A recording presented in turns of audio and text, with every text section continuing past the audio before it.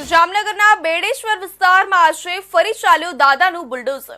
કુખ્યાત સાહેબચા બંધુઓ સહિત માથાભારે ગેંગના તત્વોના મિલકતો પર તંત્રનું બુલડોઝર ફરી વળ્યું હતું।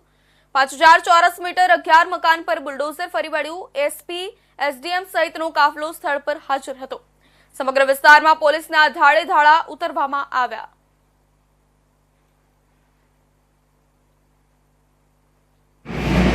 बी डिविजन पुलिस स्टेशन विस्तार में जे आ बेड़ी विस्तार है त्या गैरकायदेसर जे सरकारी जग्या है सर्वे नंबर 40 यहाँ पर गैरकायदेसर बांधकाम करेलो है जेमें टोटल 11 मकान है।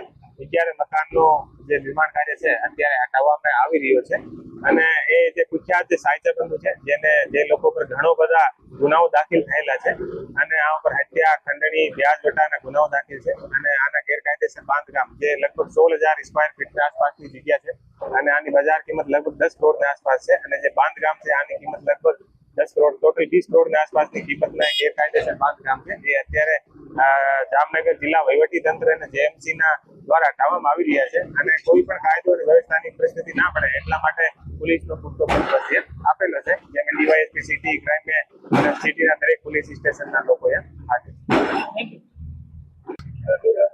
जामनगर शहर जामनगर नगरपालिका की हद में आवेला बेड़ी विस्तार में आज डिमोलिशन की ड्राइव कलेक्टर तंत्र द्वारा पुलिस सहयोग થી કરવામાં આવી રહી છે। અંદાજે 5000 ચોરસ મીટર જેટલી જમીનને સુલી કરવામાં આવી રહી છે। આપ તો જોઈ શકો છો કે સ્થળે ખૂબ વિશાળ માત્રામાં બાંધકામ થઈ ગયા છે। ગેરકાયદેસર બાંધકામ છે।